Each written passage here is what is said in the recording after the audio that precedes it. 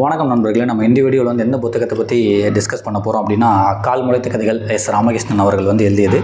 இந்த புத்தகத்தை பற்றி தான் நம்ம ஒரு வீடியோவாக வந்து அப்லோட் பண்ணிகிட்ருக்கோம். இயற்கையை வந்து எப்படி தோன்றுச்சு, மனுஷனுக்கு ஏன் ரெக்கை இல்லை, பறவைகளுக்கு ஏன் ரெக்கை இருக்குது அப்படின்ற கொண்டு வந்து மக்கள் சில ஊரில் உள்ள மக்கள் வந்து சில கதைகளை நம்புகிறாங்க. அந்த மாதிரி கதைகள் எல்லாத்தையுமே தொகுத்து தான் வந்து இந்த புத்தகத்தில் வந்து பதிவு பண்ணியிருக்காங்க. எஸ் ராமகிருஷ்ணன் அவர்கள் நிறையா பயணம் பண்ணி நிறைய விஷயத்தை தெரிஞ்சுக்கிட்டுமே இதில் வந்து அப்லோட் பண்ணியிருக்காங்க.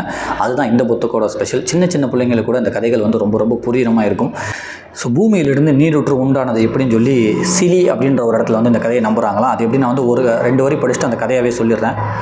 ஒரு காலத்தில் ஒரு ஊரில் 7 சகோதரர்கள் ஒற்றுமையுடன் வாழ்ந்து வந்தார்கள். அவர்களை பார்த்து அந்த ஊர் மக்கள் அனைவரும் பெருமையும் பொறாமையும் ஒரு சேர அடைந்தார்கள். ஒரு நாள் சகோதரர்கள் 7 பேரும் காட்டுக்கு வேட்டைக்கு போனார்கள்.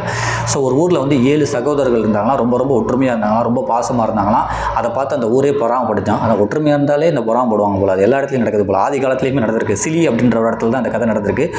ஒரு நாள் அந்த 7 பேருமே வந்து வேட்டைக்கு போகிறாங்க. காட்டில் வந்து நாள் முழுவதும் சுற்றுறாங்க. ஆனால் அவங்களுக்கு சாப்பாடோ விலங்கோ பறவையோ எந்த ஒரு எதுவுமே கிடைக்கவே இல்லை.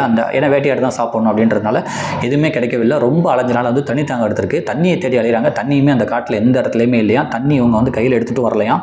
ரொம்ப கஷ்டப்பட்டுட்டு இருக்காங்களாம். உடனே அந்த 7வது கடைசி சகோதரன் என்ன பண்ணானா, தன்னோட தாயை நினச்சிட்டு, தாயை எனக்கு எப்படியாச்சும் ஒரு தண்ணி கொடுத்துரு அப்படின்னு சொல்லி வேண்ட ஆரம்பிச்சிருக்கான். அவனே தாய் வந்து அவன் மனசில் தோன்றி என்ன பண்ணியிருக்காங்க, உனக்கு ஆப்போசிட்டில் வந்து ஒரு பாறை இருக்குல்ல, அதை வந்து பிரட்டி விடு, கீழே தண்ணி இருக்கும், கடவுளை நினச்சிக்கிட்டு என்ன நினச்சிக்கிட்டு நீ வந்து பிரட்டி விடு, கண்டிப்பாக உனக்கு தண்ணி கிடைக்குன்னு சொல்லி அந்த தாய் வந்து அவன் மனசில் வந்து சொல்லியிருக்காங்க. இவனுமே அந்த தாய் மனசில் வந்து சொல்லிட்டாங்களேன்னு சொல்லிட்டு அந்த பாறையை வந்து பிரட்டி விட்டுருக்கான். அதுலேருந்து அதை பிரட்டவே முடியாதான், அவ்வளோ பெரிய வலிமையான பாறையான். அதை வந்து நல்லா பிரட்டி விட்டோன்னே அதுக்கு கீழே பீரிட்டு வந்து தண்ணி வந்திருக்கு. ஸோ இப்படி தான் வந்து பூமிக்குள்ளேருந்து தண்ணி வந்துச்சு அப்படின்றத வந்து சிலி மக்கள் வந்து நம்புகிறாங்க அப்படின்றது போட்டிருக்காங்க. நான் அதையுமே வந்து சொல்லிடுறேன். லாஸ்ட்டு ஒரு 4 வரியை மட்டும் படிச்சிடுறேன்.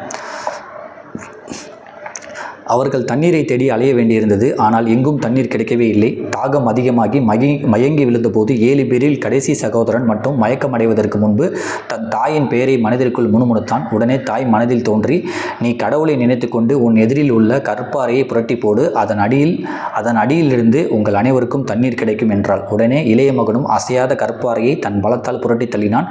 அசையாத கற்பாறை அசைந்து கொடுக்கவே அதன் அடியில் இருந்த தண்ணீர் பீரிட்டது.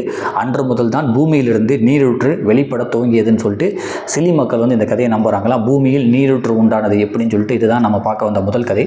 ஸோ 2வது கதை என்னென்னா வந்து சூரியன் வந்து ஆணா பெண்ணா அப்படின்றதுக்கு சொல்கிறாங்க. அதுலேயுமே ஒரு 2 வரிகள் வந்து படிச்சிடுறேன். அதுக்கப்புறம் கதையாகவே சொல்லிடுறேன். அந்த கதையை வந்து எங்கே நம்புகிறாங்கன்னா, ஆந்திராவில் வந்து நம்புகிறாங்களாம்.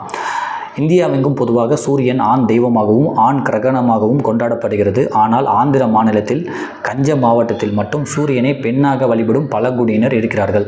ஸோ சூரியன் ஆணா பெண்ணா அப்படின்றதுக்கு வந்து ஆந்திராவில் வந்து ஒரு கதை நம்புகிறாங்க. இந்தியாவில் முதற்கொண்டு சூரியனை வந்து ஆணாக தான் வந்து பார்க்குறாங்களா, ஆண் கிரகணமாக தான் பார்க்குறாங்களா. ஆனால் ஒரே ஒரு இடத்துல ஆந்திராவில் வந்து கஞ்ச மாவட்டம் அப்படின்ற ஒரு இடத்துல மட்டும் சூரியனை வந்து பெண்ணாக பார்க்குறாங்களா. அது ஏன்னா ஆதி காலத்தில் வந்து சூரிய வெளிச்சம் வந்து நிலவு போல் வந்து ரொம்ப குளிர்ச்சியாக தான் இருந்துச்சு. இப்போ எப்படி சூரிய வெளிச்சம் வந்து ரொம்ப ஹீட்டாக நமக்கு இருக்குது, ஸோ வெக்கையாக இருக்குல்ல, அந்த மாதிரி இல்லாமல் சூரிய வெளிச்சம் வந்து நிலவு போல் வந்து நல்லா குளிர்ச்சியாக தான் இருந்துச்சான்.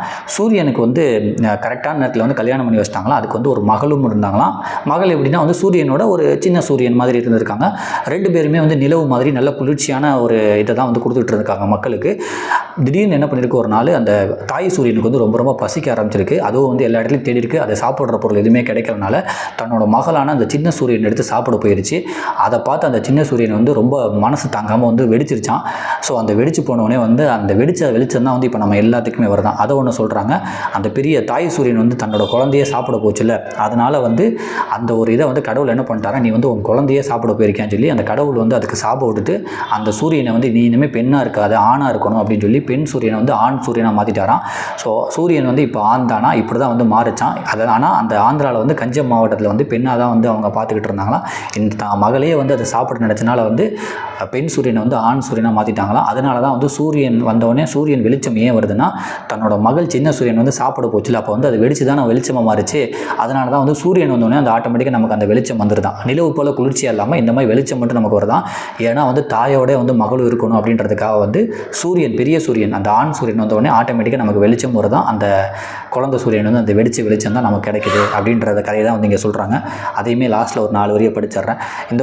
இந்த மாதிரி தான் அந்த புத்தகத்தில் வந்து சில கதை நம்புகிற மாதிரி இருக்கும், நம்பாத மாதிரி இருக்கும். இதெல்லாம் ஒரு கதையா அப்படின்றது இருக்கும். ஆனாலும் இதை சில மாவட்டத்தில், சில மாநிலங்களில், சில ஊர்களில், சில கிராமத்தில், சில ஆதிக்குடிகள் இதை வந்து நம்புகிறாங்க. அதை தான் வந்து இந்த புத்தகத்தில் வந்து தொகுத்து போட்டிருக்காங்க. நான் இந்த சூரியன் ஆனா பெண்ணா அதுலேயுமே லாஸ்ட்டு ஒரு 3 வரியை மட்டும் வாசிச்சிட்றேன். பெண்ணாக இருந்தும் தன் குழந்தையின் அருமையை உணராமல் பசி கொடுமையால் சாப்பிட முயன்றதால் பெண்ணாக இருந்த சூரியன் அன்று முதல் ஆணாக மாறி போயிற்று. சூரிய மகளின் இதயம் வெடித்த ஒளிதான் சூரிய வெளிச்சமாக இன்றும் சூரியனோடு கூடவே வருகிறதுன்னு சொல்லிட்டு அந்த சூரிய மகளோட வெடித்த ஒளி தான் வந்து இன்றைக்குமே சூரியனோட நம்ம கூட வருதுன்னு சொல்லி ஆந்திராவில் வந்து இந்த கதையை நம்புகிறாங்களாம். இப்படி தான் வந்து ஆண் சூரியன் வந்து பெண் சூரியன் வந்து ஆண் சூரியனாக மச்சான். இந்த 2 கதைகள் தான் நம்ம இப்போ இந்த வீடியோவில் வந்து பார்க்க வந்தோம். நாளைக்கு ஒரு 2 கதைகள் பார்க்கலாம்.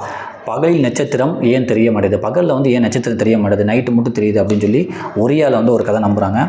சூரிய கிரகணம் ஏன் வருது அப்படின்றதுக்கு வந்து பீகார்லையும் மத்திய பிரதேசலையும் 2 கதைகள் இருக்குது. சூரிய கிரகணம் வருவதேன்னு அப்படின்னு சொல்லி பீகாரில் ஒரு கதை நம்புகிறாங்க, மத்திய பிரதேசத்தில் ஒரு கதை நம்புகிறாங்க. இதை நம்ம வந்து அடுத்த வீடியோவில் பார்ப்போம். வாய்ப்பு இருந்தால் அந்த புத்தகத்தை வாங்கி படிங்க, சின்ன பிள்ளைங்களுக்கும் சொல்லிக் கொடுங்க. அவ்வளோ அருமையான கதைகள் நிறைந்த இந்த புத்தகம். நன்றி.